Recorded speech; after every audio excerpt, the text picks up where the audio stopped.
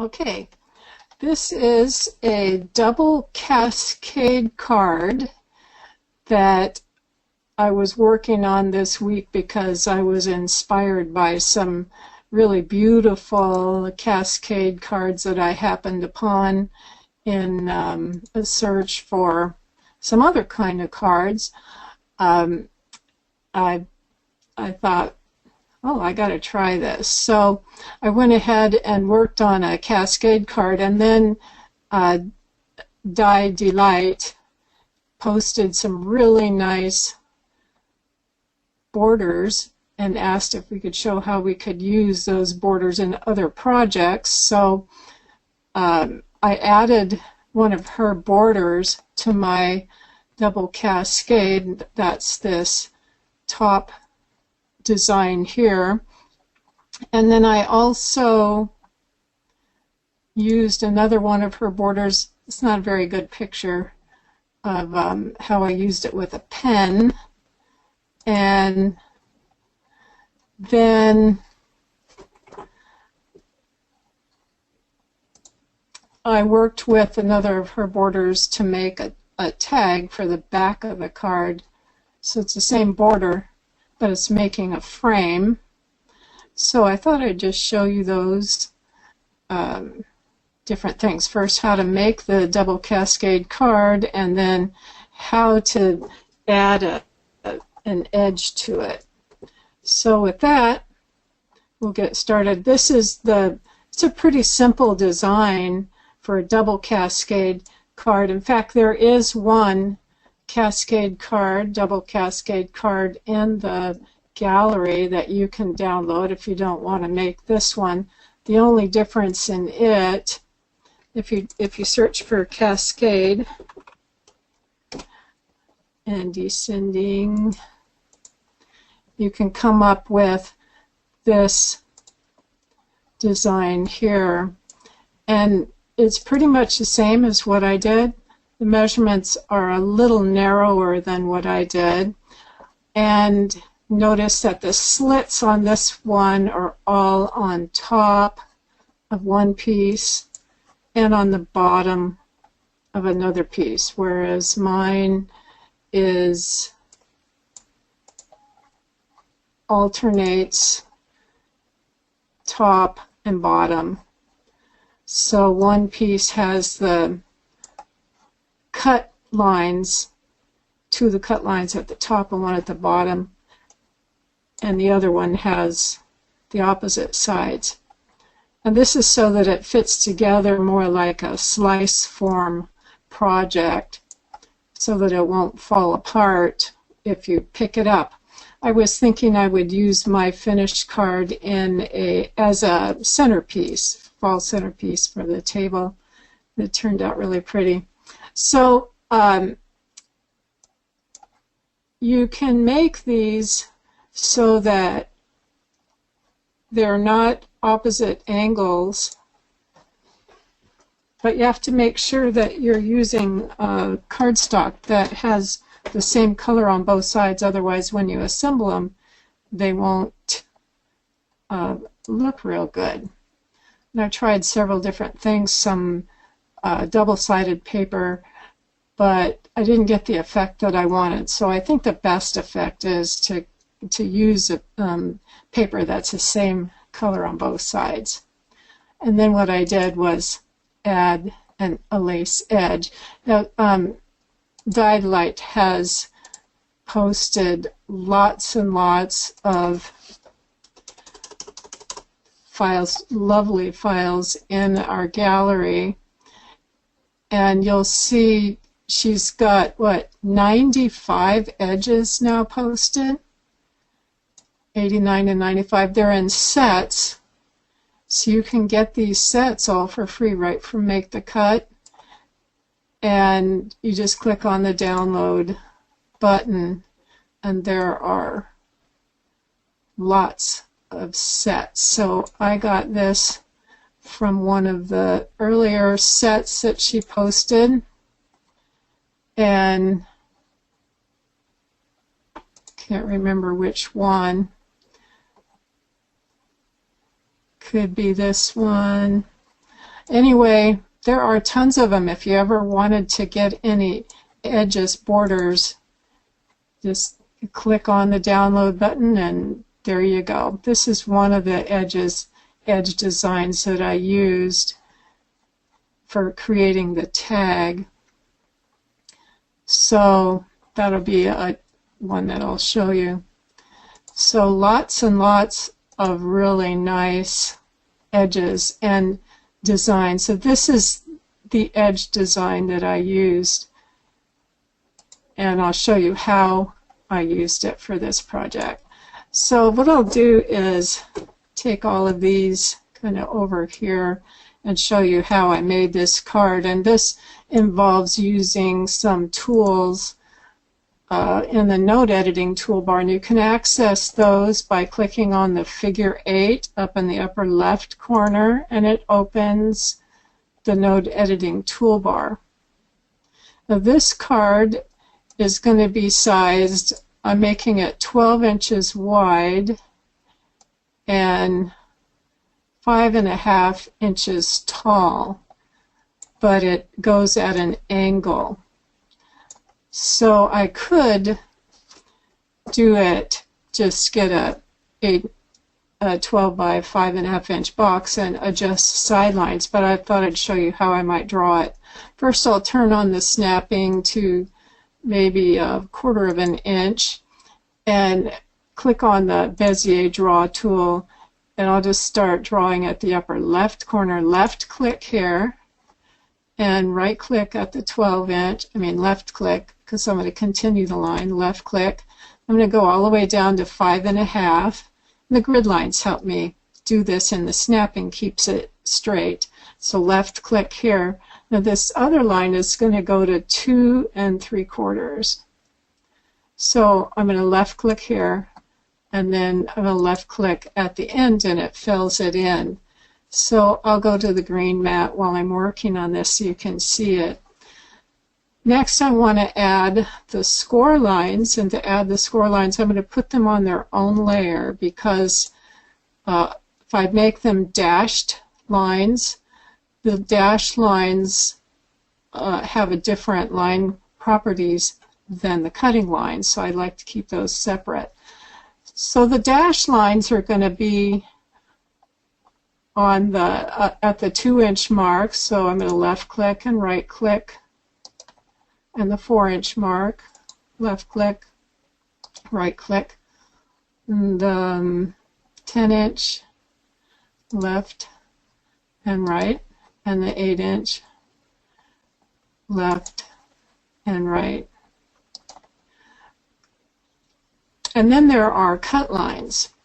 Now the cut lines are going to go halfway through. This is angled, and the halfway mark kind of changes. So I'm going to add another layer to draw myself a practice line so I know where should the half mark be.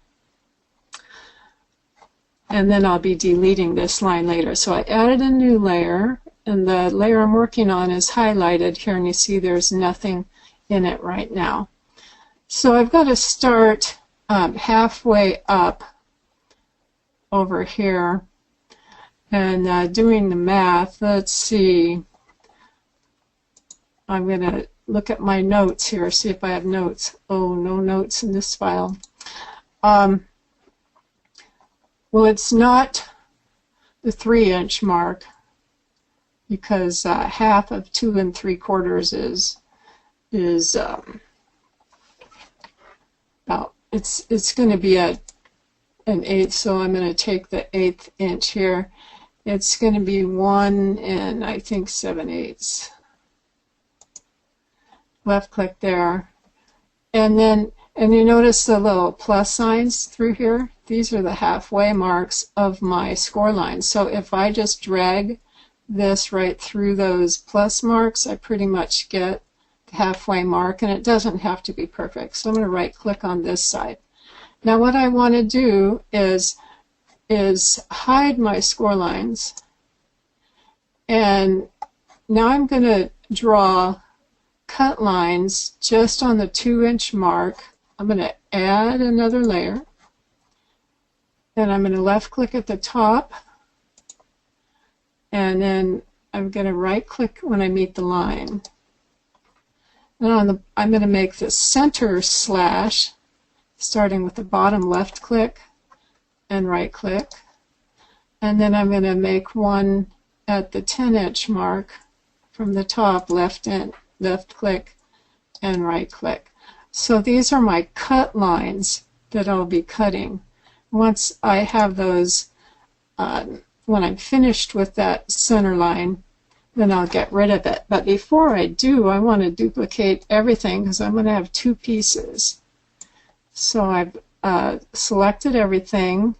I'm going to go to Edit, Copy, then Edit, Paste in Place, and I'm going to hold the Control key and use my down arrow key just to take my copy below. And that gives me, oops, I'm going to undo that because I didn't have my score lines showing, and I do want to duplicate those. So let me just delete that and show my score lines. Here we go. And I'll select all those again. And I think I'll go ahead and change my score lines to dash lines.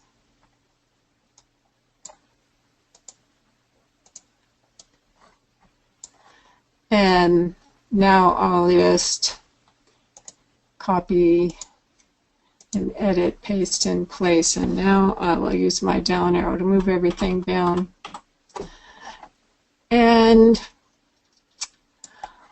I've got to change my cut lines to the opposite edges. So I'm just going to hold the Shift key on the end to end marks. Maybe I'll just arrow down. Not going to be perfect.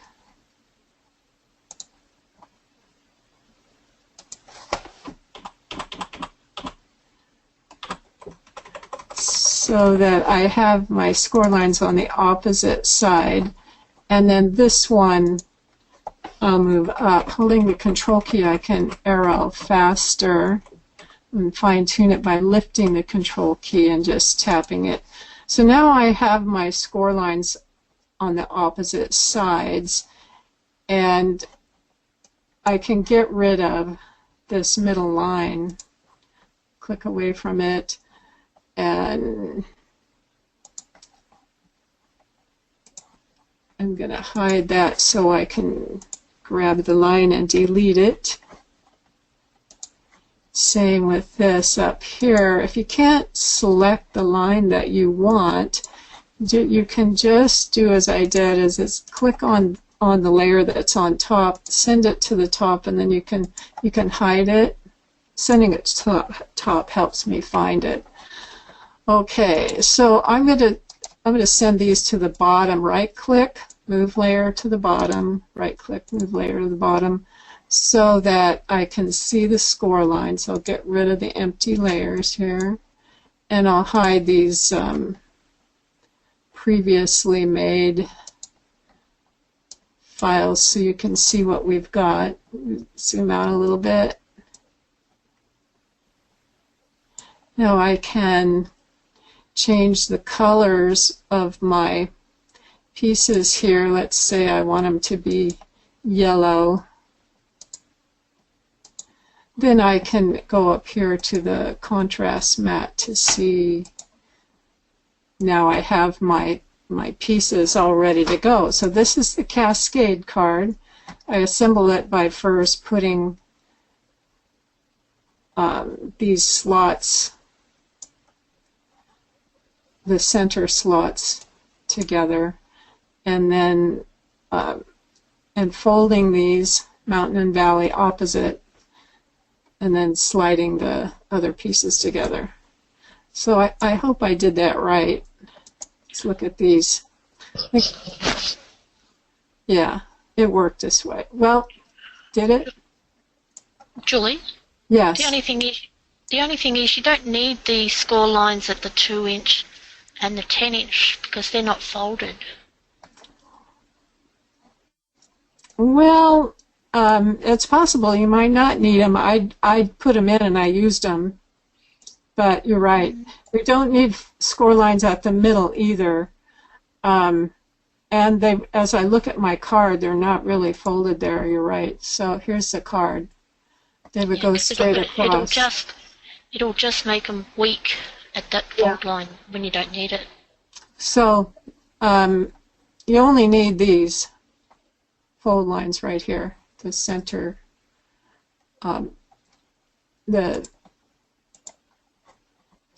these right here. So we could delete these. That's right. Thank you. And Julie? Yes. Lee has a question. If Julie is making a 12-inch wide, won't it be an issue when cutting paper that is 12 by 12 inches? When I went in to cut these, what I did was take my little tool here, my note editing tool, and I grabbed the top line because the edge of my paper was there and I deleted it. And the edge of my paper was here and I deleted this one. And I'm left clicking and delete. All the other lines I needed to keep there. So yes, that was true, that if it won't hurt anything except you'll end up cutting your mat if you're right on the edge of your paper. So I deleted those outside lines. The only time that is a problem is if you're exporting as SVG. I would wait till you get the export into the other software because the sizing of the lines might be affected if you have deleted those. So I left them in until I exported as SVG, and then I deleted them in the other software. So for my own saving the file, I left all the lines in so that I can delete them before I cut if need be. So good question. Any other questions? No other questions. It's a good point to make that if you're going to make it and then make it extra smaller, to do it on the 12-inch, and then after it's completed to make it the set size smaller so you can use the snapping easier. Yes, the snapping is the snapping to 1/4 of an inch. The reason I selected 1/4 of an inch, as you see over here, it's 2 3/4. I've found some designs online that used a 3-inch. You could use 3-inch, or if you wanted the front to be smaller so you could see more of a slant, so you could see more of the designs, you could do it shorter. It would just, I think you could use any measurements that you want for the height. You could, if you wanted to use, make it even taller, you could. So I leave all my lines intact, and that way I can resize proportionally or not, however I wanted. So this was a really fun and easy card to make, and so I really encourage you to give it a try. It's just very simple. I'd love to see what you do with yours.